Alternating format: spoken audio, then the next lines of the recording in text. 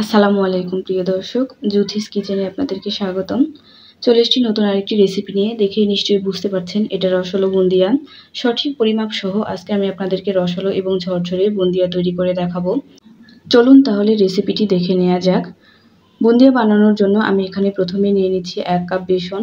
আর এই বেসনটা অবশ্যই চেলে নিতে হবে। প্রায় সময়ই বেসনের মধ্যে ময়লা থেকে থাকে এবং দেখা যায় অনেক সময় বেসনের ভেতরে গুটি গুটি হয়ে থাকে। চেলে নিলে ময়লাটাও থাকবে না এবং এই গুটি গুটি ভাবটাও থাকবে না, আর আপনার বুন্দিয়াটাও অনেক ঝরঝরে এবং পারফেক্ট হবে। আমার বেসনগুলো চেলে নেওয়া হয়ে গেছে। এই পর্যায়ে আমি এর মধ্যে দিয়ে দিচ্ছি সামান্য একটু লবণ। এখানে 1 চিমটি পরিমাণ লবণ রয়েছে। এর মধ্যে আর কিছু দেওয়ার প্রয়োজন নেই। অনেকেই বেকিং পাউডার অথবা বেকিং সোডা ব্যবহার করে থাকেন। আমি বলবো এগুলো ব্যবহার করার কোনো প্রয়োজন নেই। লবণটা বেসনের সাথে একটু ভালোভাবে মিশিয়ে নিয়ে এখন রুম টেম্পারেচার থাকা নর্মাল পানি দিয়ে একটা ব্যাটার তৈরি করে নিব। চেষ্টা করবেন অল্প অল্প করে পানি দিয়ে ব্যাটারটা তৈরি করে নেওয়ার এবং বেসনটা একটু বেশি সময় নিয়ে ফেটিয়ে নেওয়ার। কিছুক্ষণ ফেটানোর পরে দেখবেন বেসনের কালারটা সাদাটে হয়ে যাবে। আমার এখানে আরেকটু পানির প্রয়োজন।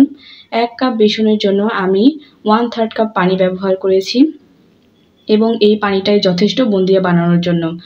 এখন একটা কাপের মধ্যে পানি নিয়ে ফেটানো বেসনটাকে ছেড়ে দিলে যদি পানির ওপরে বেসনটা ভেসে থাকে তাহলে বুঝবেন যে আপনার ব্যাটারটা একদম রেডি এবং এই বুন্দিয়াটা অনেক ফুলকো হবে।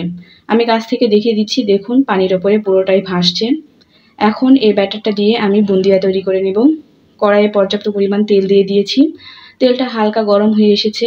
বুন্দিয়া ভাজার জন্য আমি প্রথমে এই ধরনের ছাঁকনি ব্যবহার করেছি, কিন্তু এটাতে খুব ভালো মতো বুন্দিয়া তৈরি হচ্ছে না। তাই আমার কাছে যেহেতু বুন্দিয়া বানানোর যে ছাঁকনিটা সেটা ছিল না, এরকম প্লাস্টিকের একটা বাটি আমি ফুটো করে নিয়েছি। আর এটা দিয়ে আজকে আমি আপনাদেরকে বুন্দিয়া তৈরি করে দেখাবো। বাটিটা তেল থেকে সামান্য একটু উপরে উঁচু করে ধরেছি এবং বাটির মধ্যে এই বেসনের ব্যাটারটা দিয়ে দিয়েছি। দেখুন, চামচ দিয়ে যেরকম আমরা বুন্দিয়া তৈরি করে থাকি, ফুটো ফুটো যে চামচ আর কি আমরা বুন্দিয়া তৈরি করার জন্য ব্যবহার করে থাকি, আমার এই বাটি দিয়ে যে বুন্দিটা তৈরি করছি সেটা কিন্তু এই চামচের চাইতে কোনো অংশে কম নয়। আপনারা নিশ্চয়ই দেখে বুঝতে পারছেন। মাঝারি আঁচে আমি সবগুলো বুন্দিয়া লালচে করে ভেজে নিয়েছি। কড়া করে ভাজলে বুন্দিয়ার ভেতরে রস ঢুকবে না, এতে করে আপনার বুন্দিয়া খেতে খুব একটা স্বাদ হবে না। তাই চেষ্টা করবেন অল্প আঁচে বুন্দিয়া ভেজে নেওয়ার। শিরা তৈরি করার জন্য আমি এখানে 1 কাপ চিনি নিয়ে নিয়েছি আর 1/2 কাপ পানি দিয়ে দিচ্ছি একটা এলাচ, এটা ফ্লেভারের জন্য দিয়েছি। শুধু চিনিটা গলে গেলেই হবে, চিনিটাকে বেশি জাল করে 1 তার বা 2 তার করার কোনো প্রয়োজন নেই। এই অবস্থায় বুন্দিয়াটা ঠান্ডা রয়েছে এবং শিরাটা গরম রয়েছে। এই গরম শিরাটা বুন্দিয়ার মধ্যে ঢেলে দিচ্ছি। ঢেলে দিয়ে বুন্দিয়াগুলোকে একটু নেড়ে চেড়ে শিরার সাথে ভালোভাবে মিশিয়ে নিব। মেশানো হয়ে গেলে বুন্দিয়াগুলোকে একটা ঢাকনা দিয়ে ঢেকে দিব এবং 10 মিনিট পরে ফিরে আসছি।